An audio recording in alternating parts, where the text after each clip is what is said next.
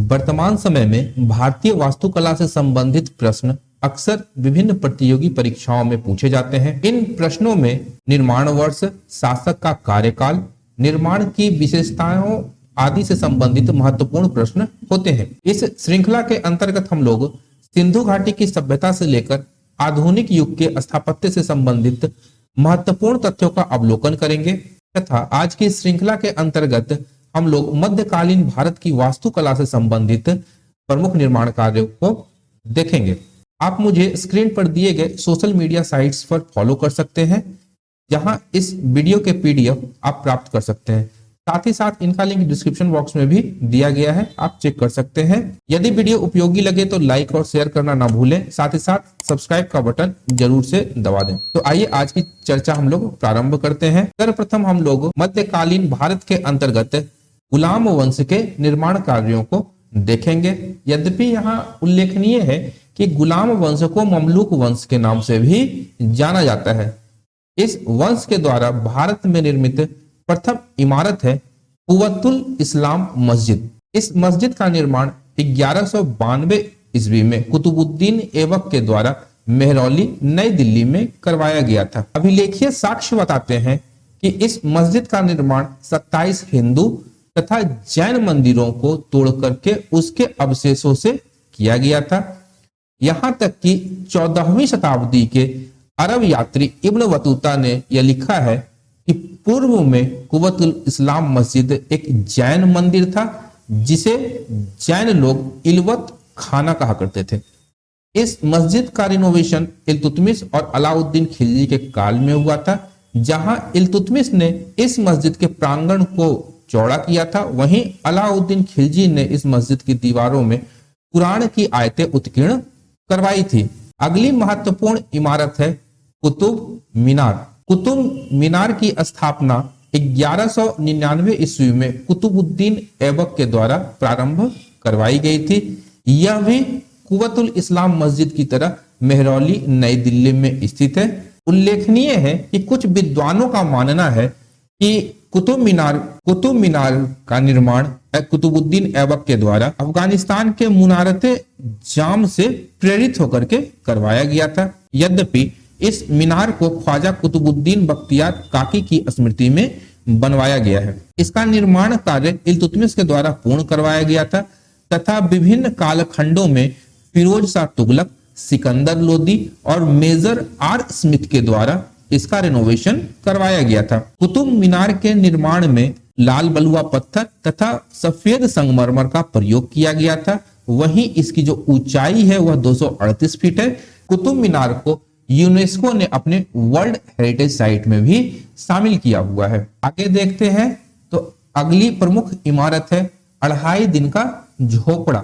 इस झोपड़े का निर्माण 1192 ईस्वी में प्रारंभ करवाया गया था कुतुबुद्दीन ऐबक के द्वारा तथा यह वर्तमान में अजमेर राजस्थान में स्थित है। कुछ इतिहासकारों का कहना है कि इस मस्जिद का निर्माण 2.5 दिनों के अंतर्गत कर दिया गया था, इसलिए इसका नाम 2.5 दिन का झोपड़ा पड़ा।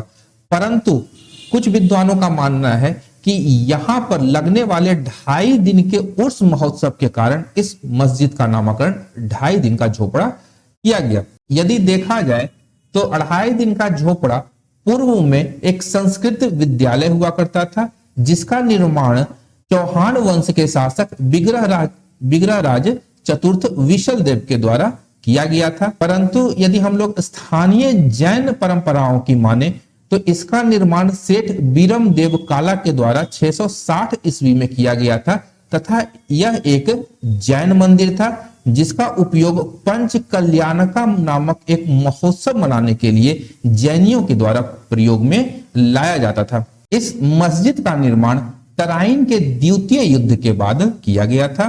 गुलाम वंश से संबंधित अगली महत्वपूर्ण इमारत है इल्तुतमिश का मकबरा। इसका निर्माण 1235 ईस्वी में स्वयं इल्तुतमिश के द्वारा मेहरौली नई दिल्ली में करवाया गया था। इसके निर्माण में लाल बलुआ पत्थर का उपयोग किया गया था तथा कहीं कहीं सफेद संगमरमर का भी प्रयोग किया गया है। आगे देखते हैं गुलाम वंश से संबंधित अगली महत्वपूर्ण इमारत है सुल्तानगढ़ी का मकबरा। इसका निर्माण 1231 ईस्वी में मेहरौली नई दिल्ली में इल्तुतमिश के द्वारा करवाया गया था। सुल्तानगढ़ी का मकबरा कुतुब मीनार के समीप है तथा यहाँ एक उल्लेखनीय तथ्य है कि प्रारंभिक गुलाम वंश के शासकों के द्वारा जितने भी स्थापत्य के कार्य या जितने भी इमारतें बनवाई गई वह सारी की सारी दिल्ली में कुतुब मीनार के इर्द गिर्द ही फैली हुई हैं। यह जो सुल्तानगढ़ी का मकबरा है इसका निर्माण मूल रूप से इल्तुतमिश के द्वारा अपने पुत्र नासिरुद्दीन मुहम्मद के याद में बनवाया था तथा यह सल्तनत काल का भारत में पहला मकबरा है। इस मकबरे के निर्माण के लिए कार्वेल आर्क कंस्ट्रक्शन विधि का प्रयोग किया गया है जिसमें लाल बलुआ पत्थर तथा व्हाइट या सफेद संगमरमर का महत्वपूर्ण प्रयोग हमें दिखाई देता है। आगे बढ़ते हैं हम लोग और देखते हैं कि इल्तुतमिश के द्वारा और क्या निर्माण कार्य दिल्ली के अंतर्गत करवाया गया है। तो सर्वप्रथम है हौजे शमसी नामक तालाब की स्थापना इल्तुतमिश के द्वारा नई दिल्ली में करवाई गई थी। वहीं नई दिल्ली में ही मदरसा नासिरिया की स्थापना तथा उत्तर प्रदेश के बदायूं में जामी मस्जिद और नागौर राजस्थान में अतारकीन का दरवाजा इल्तुतमिश के अन्य प्रमुख कार्यों में से एक है। आगे बढ़ते हैं तो आगे है बलबन का मकबरा। इस मकबरे का निर्माण बलबन के द्वारा 1287 ईस्वी में करवाया गया था। यह नई दिल्ली के मेहरौली में अवस्थित है। भारत में इस मकबरे के अंतर्गत पहला इस्लामिक आर्क दिखाई देता है। इससे पूर्व इस्लामिक आर्क भारत के किसी भी इमारत में या बिल्डिंग में दिखाई हमें नहीं देती है। आगे देख लेते हैं कि बलबन ने और किस प्रकार के निर्माण कार्य करवाए हैं। तो नई दिल्ली में लाल महल की स्थापना बलबन के द्वारा करवाई गई थी। यद्यपि आज यह अपने जर्जर हालातों में है तथा इसे रिनोवेशन की सख्त आवश्यकता है। आगे बढ़ते हैं हम लोग तो आगे है खिलजी वंश। इस वंश के द्वारा भी दिल्ली सल्तनत के अंतर्गत शासन किया गया था तथा इसके शासकों के द्वारा महत्वपूर्ण निर्माण कार्य करवाए गए थे। उनमें पहला महत्वपूर्ण निर्माण कार्य है अलाई दरवाजा। इस दरवाजे का निर्माण 1310 से 1311 के मध्य मेहरौली नई दिल्ली में अलाउद्दीन खिलजी के द्वारा करवाया गया था। यहाँ पर महत्वपूर्ण चीज है कि इस दरवाजे के निर्माण के लिए लाल बलुआ पत्थर तथा सफेद संगमरमर का प्रयोग किया गया था। उल्लेखनीय है कि सफेद संगमरमर का जो प्रयोग है वह इसके दीवारों पर इसकी खूबसूरती को दिखाने के लिए किया गया है। इसके अतिरिक्त इस दरवाजे की दीवारों पर कुरान की आयतें उत्कीर्ण करवाई गई हैं। उन कुरान की आयतों को नक्श लिपि के अंतर्गत उत्कीर्ण करवाया गया है। इसके अतिरिक्त अलाई दरवाजा भारत में इस्लामिक स्थापत्य सिद्धांतों पर निर्मित पहली इमारत भी है और अलाई दरवाजा में भारत का पहला सच्चा मेहराब और सच्चा गुंबद दिखाई देता है। अलाई दरवाजा को इस्लामिक स्थापत्य का रत्न भी कहा जाता है।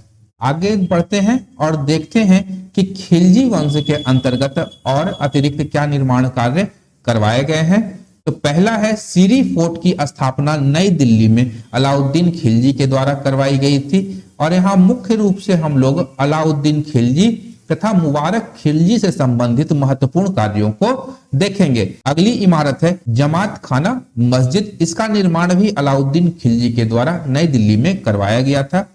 वहीं हौज खास लेक की स्थापना नई दिल्ली में अलाउद्दीन खिलजी ने करवाई थी। इस झील का प्रमुख कार्य था कि श्रीनगर को जल की आपूर्ति करना। इसके अतिरिक्त एक अन्य शासक मुबारक खिलजी के द्वारा राजस्थान के भरतपुर स्थित बयाना में ऊखा मस्जिद का निर्माण करवाया गया था। आगे बढ़ते हैं और देखते हैं कि तुगलक वंश के शासन काल के अंतर्गत भारत में किस प्रकार की इमारतें, किले या महलों का निर्माण या मकबरों का निर्माण किया गया है। तो सर्वप्रथम है तुगलकाबाद का किला। इस किले का निर्माण गयासुद्दीन तुगलक के द्वारा नई दिल्ली में करवाया गया था तथा यह दिल्ली की तीसरी ऐतिहासिक शहर है। इस किले में 52 द्वार हैं तथा वर्तमान समय में यह अपनी जीर्ण शीर्ण अवस्था में स्थित है। अगली प्रमुख इमारत है गयासुद्दीन तुगलक का मकबरा।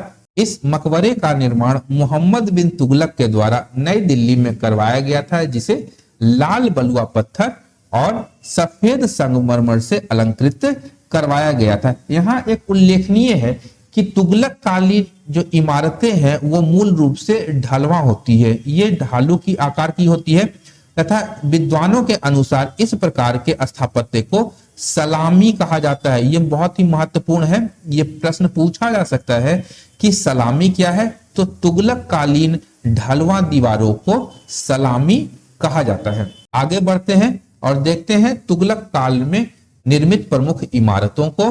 तो सर्वप्रथम है फिरोज शाह तुगलक का मकबरा। इसका निर्माण नई दिल्ली में फिरोज शाह तुगलक के द्वारा करवाया गया था। वहीं 12 खंबा महल की स्थापना नई दिल्ली में ही मोहम्मद बिन तुगलक के द्वारा करवाई गई थी। इसके अतिरिक्त खाने जहां तेलंगानी का मकबरा नई दिल्ली में जौना शाह के द्वारा करवाया गया था। यहाँ उल्लेखनीय है कि खाने जहां तेलंगानी का जो मकबरा है यह भारत में निर्मित पहला अष्टकोणीय मकबरा है, जो कालांतर में भारत में अष्टकोणीय मकबरों के निर्माण का आधार बना है।